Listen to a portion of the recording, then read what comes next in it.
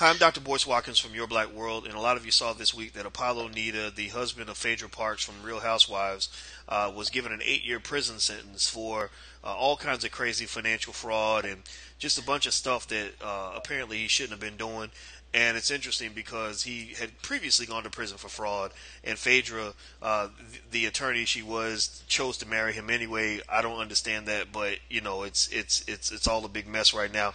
And I wanted to try to understand some of this a little bit better, so I reached out to the attorney that I respect and trust, Damario Solomon Simmons out of Tulsa, Oklahoma, because he has some things to say about this. So I want to ask him what he thinks. So Damario, how you doing today, brother? I'm doing good, Dr. Boyce. Good to see you this morning. Great to see you too, man. So you had some unique thoughts about this whole situation with Apollo. I can say that it's unfortunate, but at the same time, you have to. I was thinking about their relationship because I wrote a book, Financial Lovemaking, where I consistently state that sometimes who you choose to marry can be one of the most important investments that you make, Right. and I can't help but wonder if there were not warning signs there that let her know that maybe this wasn't the best husband for her to choose.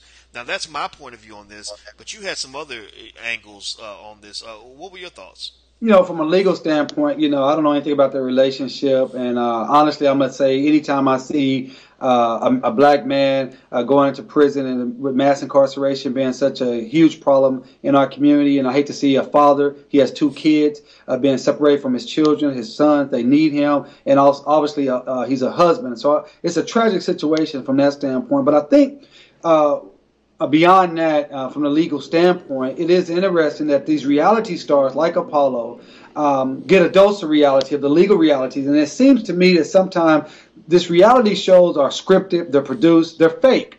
And many times we've seen it over and over again where these reality shows seem like they get in a lot more trouble than, well, I shouldn't say a lot more trouble, but they're getting in trouble, and maybe they're having a tough time understanding just because you can do what you want, say what you want, doing the reality show that's scripted, you can cuss people out, you can fight with people, you can assault people, you can destroy property. All these things are crimes in the real world. And I don't know, obviously, what was in Apollo's mind. I don't seek to know that, but I think it's important from a legal standpoint that we understand that the reality of doing crime, and when you're a high-profile individual, that is going to catch up to you. And now he's going to do 8 years in a federal prison for a crime he committed. And I think it really should give pause to everyone that are big fans of reality TV to understand that many of the things that they do is not reality at all. It's a show. It's scripted.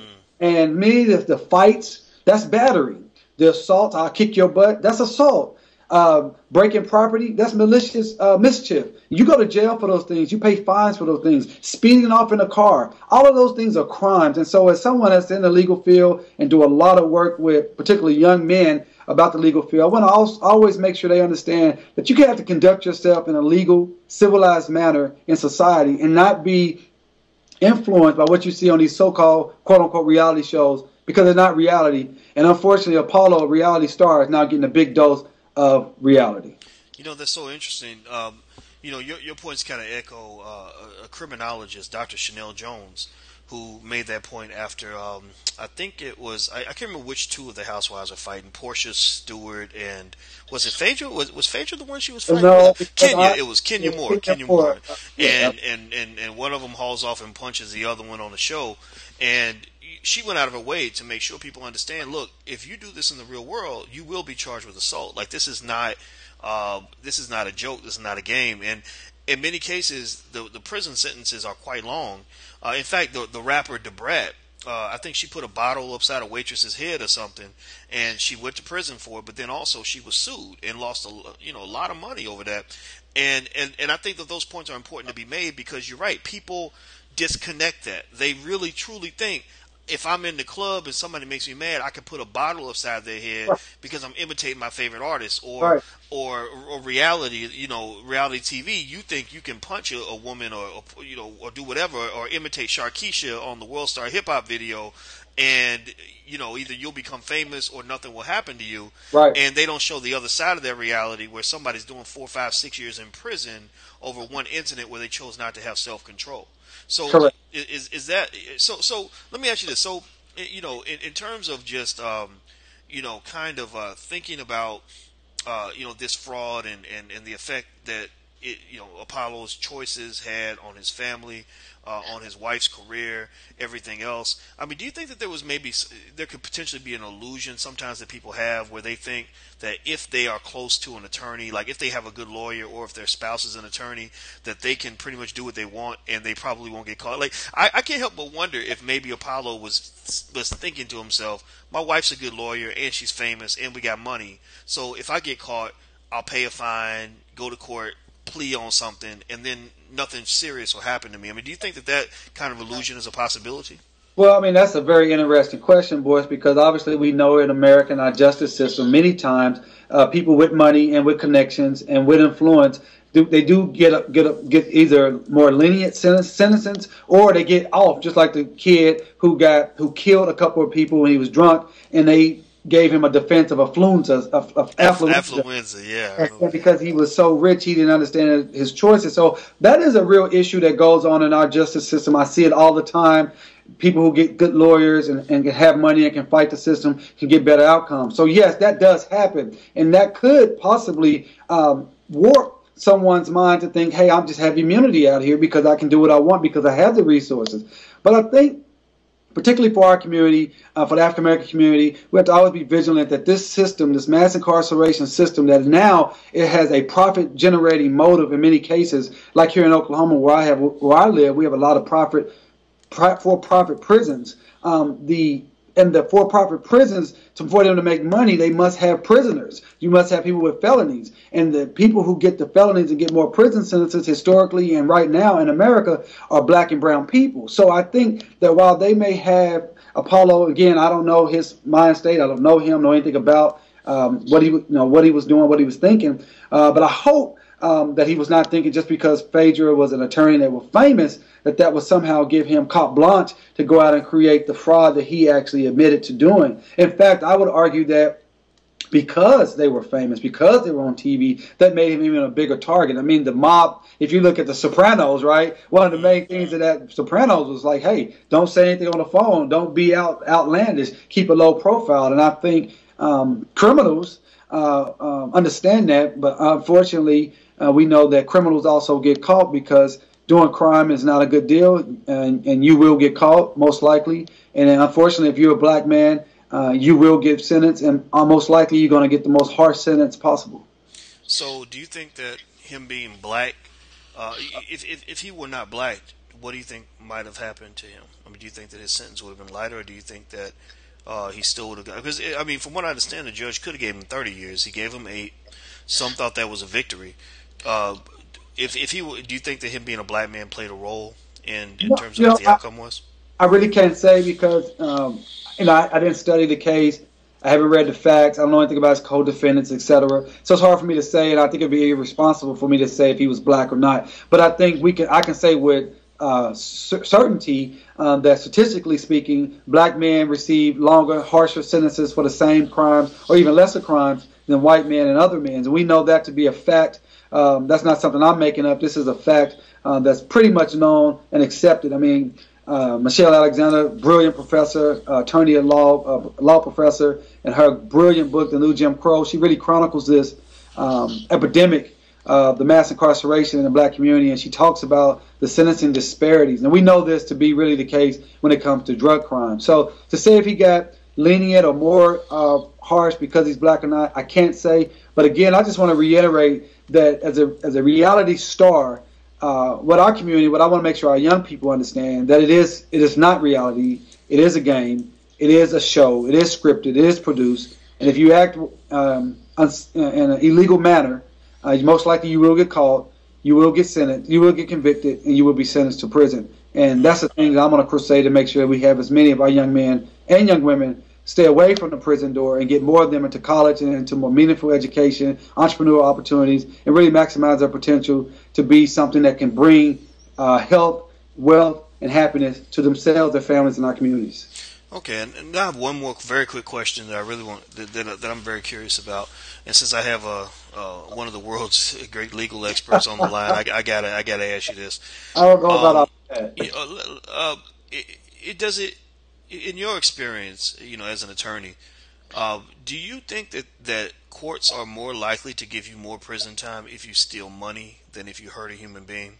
Like if I'm rolling the dice in most states, and let's say I hypothetically I have a choice between either confessing to a financial fraud where I did some sort of illegal transfer across state lines of $50,000, or let's say I could either confess to that or I can confess to killing a black man.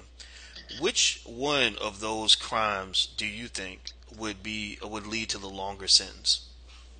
Oh well, I mean, I think again, everything is individualistic. I mean, in some aspect, you got to know the facts, the full facts around any case, right, to be able to make that generalization. But I think anyone would agree that murder, if one is convicted of murder, they will get a harsher sentence. Now, we do know that white-collar crime, in many cases, when they are stealing millions and millions of dollars, many times they're not maybe given as harsh of a sentence as someone in some community that goes in and robs the local Taco Bell for $1,200, but they use it as a handgun. So now, hey, they went in there and they did a strong arm robbery with a handgun, and that is going to get a really harsh sentence because we got to be tough on crime. Unfortunately, those crimes happen most likely in poor inner city, black, brown communities.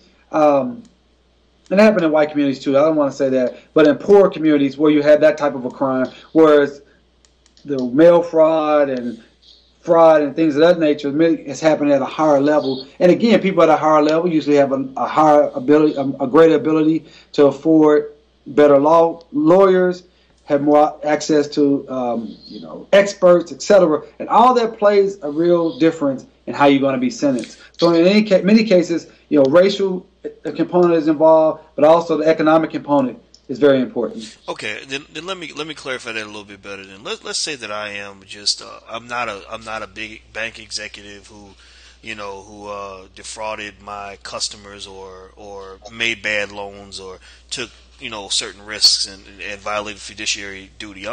Let's say that I'm just a regular guy who stole people's credit card numbers and did some bank fraud that way. I'm really wondering. I mean, I've just seen some sentences for financial crimes, mainly maybe something like credit card fraud or bank robbery, where the sentences are just far excessive of what I might see for other types of crimes, where you'll see where somebody literally killed somebody and they'll get a few years, but they'll be doing 80 years for some sort of financial crime. And I don't know. In fact, I know a guy who was now this is not quite the same thing, but he was a nonviolent first-time offender, and he was a drug kingpin, but they didn't have any violent crimes on him, no murders, no nothing, but they gave him 14 life sentences. And what they got him on was, these RICO charges and things like that, and it just confuses me, right? Because then at the same time, you'll see like the cases like the affluenza kid, or even cases where somebody explicitly killed somebody. Just, I got mad and I shot him, and it'll be like 8 years. I mean, is that something that you've seen, or do you think that it's just such a varied set of outcomes that it's hard to predict, how this sort of happens on a systemic level? Yeah, I think this is something that we definitely want to talk about more, and maybe do some research on myself. But I think from a systemic standpoint, again, we know that if you're low income, you don't have access to great lawyers, you don't have access to experts, you don't have the means to fight the charges that you're given, you're more likely to be convicted, you're more likely to get a harsher sentence. Versus if you are someone who has resources, you have means, you can get a great lawyer, you can put up a vigorous defense. Because again, you have to realize that at the end of the day, while the state is prosecuting you, the state is represented by an individual, a human. And individuals and humans understand, okay, if I got to do a lot of work here, right, on someone who is going to fight me every step of the way, they're more likely at that point to maybe offer something, a lesser recommendation, a lesser charge, etc. Versus, hey, this kid, he's a single from a poor family. He really doesn't have any means. I'm gonna railroad him. Boom, let me get at him and get him off my docket. That definitely does happen. Then you got the difference between the state level crimes, state crimes, and federal crimes. Okay, so state crimes again is more of it's different. The federal crimes are a lot different. When they indict you on a federal crime, many times they've watched you for 6, 18, 24 months. They have mounds of information and evidence, and they're going to really come after you because it's a federal crime. It's usually at a higher level, and that plays into. In fact, if you notice the young man out in Fresno, California, I believe, who was considered quote unquote the hottest convict ever. I can't remember his name, but the young man. Jeremy Meeks, I think is his name. Jeremy Meeks, yes, sir. Okay, so he was up on state charges, but now his charges have been transferred, or the feds have picked up his charges. Okay, now that's much more serious. It's much more a higher level, right? And so that's going to make a difference because you have different jurisdictions, different statutes. And with the example that you brought up about the young man who got the 14 life sentences, well, that goes back to the war on drugs and the RICO statutes and all those statutory things that he was caught under. So, it's just a lot of factors that I think I would like the opportunity to maybe look into it more. And then maybe we can talk about it again because that's not an area that I have I'm studied up on at this time. Okay. Well, I appreciate you offering the insight that you were able to offer, and I know that you are a responsible attorney, so I appreciate the fact that you're looking into the facts before you push too hard on that. So let me ask you this: how can people get in touch with you? Oh, yeah, man. People can get in touch with me a couple ways. Number one, you go to my website, which is SolomonSimmons.com. That's SolomonSimmons.com, SolomonSimmons.com. They can hit me on Twitter at Solo Speaks Truth, or on Facebook, Attorney Damario Solomon Simmons. Love to hear from your network and correspond with them. And, I'm all, as you know, I just really love to discuss things that's going to move our community forward, advocating, creating, and defending our right for equal opportunity and justice and equality. Absolutely. Well, everybody, this is Attorney Damario Solomon Simmons, and I always jokingly call him my own Johnny Cochran. And I'm sure I'm just putting so much pressure on the brother, but he's got the accolades to prove it. He's very well respected all throughout the country, and he's a great legal mind, and I respect him the most for the fact that he's given to his community. We have a lot of highly trained people, scholars, professors, etc., who are working for somebody else, but this man is working for black people, and so that's why I think we should all support him in every way that we can. Well, I'm Dr. Boyce Watkins from Your Black World. Thank you for checking us out, and until we meet again, please stay strong, be blessed, and be educated. We are gone. Peace.